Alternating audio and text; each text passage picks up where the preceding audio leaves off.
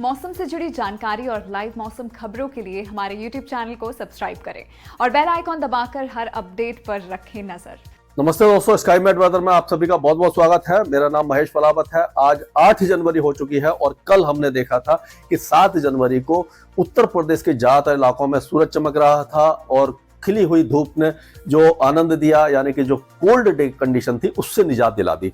और दिल्ली एनसीआर में भी तापमान बढ़े थे और उसी तरह से हरियाणा के दक्षिणी भागों में भी धूप निकलने से तापमान बढ़े। उत्तराखंड के भी कई इलाकों में अच्छी धूप खिली थी।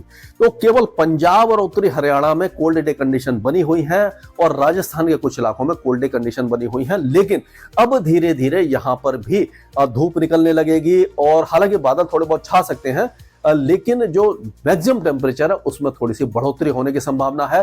और मिनिमम टेम्परेचर जो पश्चिमी पंजाब, पश्चिमी हरियाणा और पश्चिमी राजस्थान में गिर रहे थे, ये जो उत्तरी हवाएं चल रही थी, ये अब गिरना बंद हो जाएंगे, थोड़े से बढ़ेंगे। यानी कि जो सुबह की सर्दी उसमें थोड़ी सी लगाम लग जाएगी। जो कोल्ड डे कंडीशन बनी थी, पाला पड़ रहा था राजस्थान के कुछ इलाकों में, और जो कोल्ड वेव भी बन रही थी, उससे थोड़ा सा राहत मिलने की संभावना है। क्योंकि एक western disturbance as a cyclonic circulation आप कह सकते हैं कि उत्तरी राजस्थान यानी उत्तर पूर्वी राजस्थान और हरियाणा के आसपास आने वाला है। वो आज पहुंच रहा है और इसका जो असर है वो यहां से लेकर के एक ट्रफ रेखा आप देखिए जो अरब सागर तक जा रही है और राजस्थान और गुजरात से होते हुए गुजर रही है, पूर्वी राजस्थान और गुजरात से।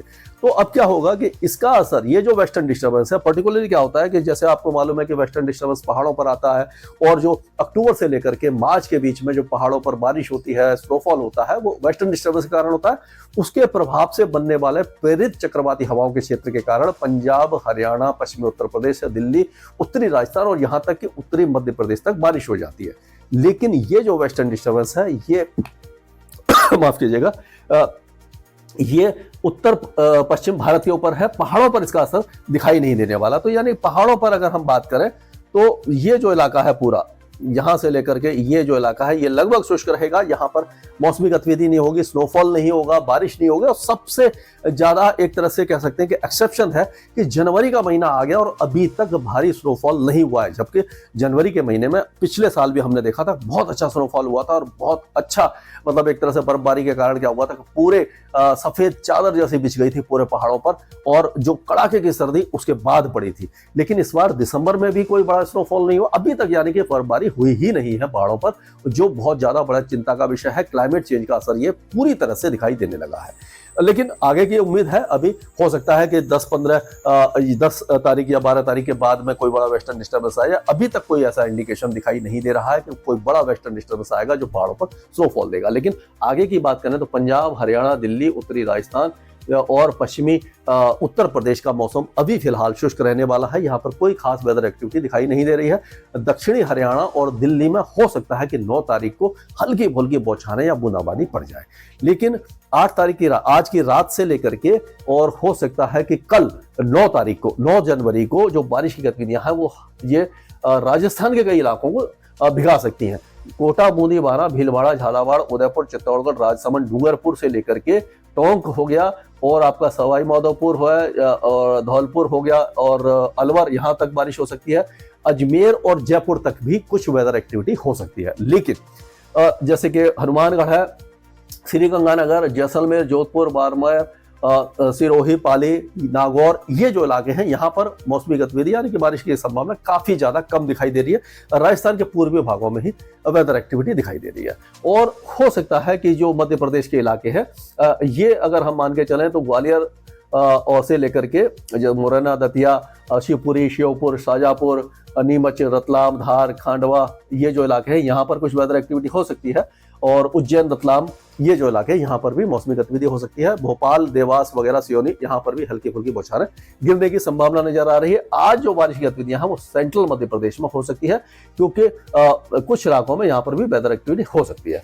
और अगर गुजरात की बात करें तो गुजरात के भी पूर्वी भागों में जो बारिश की गतिविधियां नजर आ रही हैं, सबरकांठा के जो पूर्वी भाग हैं यहाँ पर महेसाना, आनंद, पाटन, बड़ोदरा, अहमदाबाद, गांधीनगर, छोटा उदेपुर, डांग, पंचमहल और सूरत, वलसाड़, नवसारी, ये जो इलाके हैं, भरूच तक भी बारिश की गतिविधियां हो सकती हैं। अमरेली में भी कुछ ना कुछ वेदर एक्टिविटी हो सकती है। लेकिन जैसे कि जामनगर, मोरबी और भुज, नलिया, द्वारिका, पोरबंदर, गिर सोमनाथ, यहाँ पर मौसमी गतिविधियां हमें दिखाई नहीं दे रही है। यानी सौराष्ट्र कच्छ के कुछ सूखा रखेंगे, लेकिन पूर्वी गुजरात में बारिश हो सकती है। ये यहाँ का मौसम हुआ। अगर महाराष्ट्र की बात करते हैं तो महाराष्ट्र में सांगली, सतारा, इन इलाकों में हल्की बारिश हुई है। अभी सिंधुदुर्ग, रत्नागिरी, औरंगुला, गोवा, यहाँ से लेकर के सांगली, सतारा, कोल्हापुर, उस्मानाबाद और बीड से लेकर के जो आपका पुणे है, यहाँ तक बारिश हो सकती है। अहमदनगर, शिरडी वगैरह में भी हल्की बौछारें गिरने की संभावना नजर आ रही है। लेकिन जो विदर्भ का इलाका है, यहाँ पर अब मौसमी गतिविधि बहुत कम उम्मीद है यहाँ पर होगी।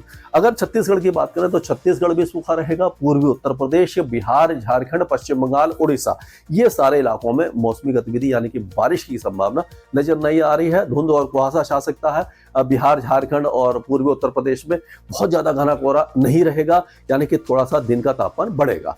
पूर्वोत्तर राज्यों में भी हमें बारिश की गतिविधियां यहाँ पर दिखाई नहीं दे रही हैं। ये जो पूरा इलाका है अगर देखें तो यहाँ से लेकर के ये जो इलाका है, ये पूरा एक तरह से ड्राई रहने वाला है।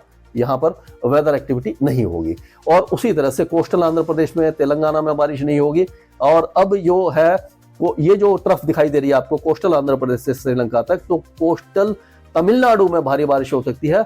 और दक्षिणी कोस्ट जो है आंध्र प्रदेश का, यहाँ पर भी मध्यम से भारी बारिश की संभावना है।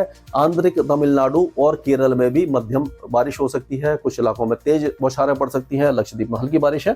अंडमान और निकोबार द्वीप समूह के दक्षिणी द्वीपों में बारिश है। कर्नाटक के कई इलाकों में छुटपुट बारिश की गतिविधियां होंगी, लेकिन रायलसीमा में भी हल्की बारिश होगी। तेलंगाना में बारिश की संभावना हमें नजर नहीं आ रही है। तो कुल मिलाकर के ये उत्तर भारत के जो गंगा के मैदानी क्षेत्र हैं, यहाँ पर दिन के तापमान थोड़े से बढ़ने से कोल्ड वेव खत्म हो जाएगी। जो शीतलहर चल रही थी उससे भी कुछ राहत मिलेगी, क्योंकि वेस्टर्न डिस्टर्बेंस आ रहा है। पूर्वी राजस्थान में, पूर्वी गुजरात में, पश्चिमी मध्य प्रदेश में बारिश की संभावना है। मध्य महाराष्ट्र और कोकण और गोवा में बारिश की संभावना दिखाई दे रही है। मध्य प्रदेश के कुछ इलाकों में भी बारिश है। दक्षिण भारत में बारिश है। पूर्वी और उत्तर पूर्वी भारत सूखा रहने की संभावना हमें नजर आ रही है। इसके आगे जो अपडेट होगा लगातार आपको साथ साझा करते रहेंगे स्काई मैट वेदर में। अभी के लिए इतना ही।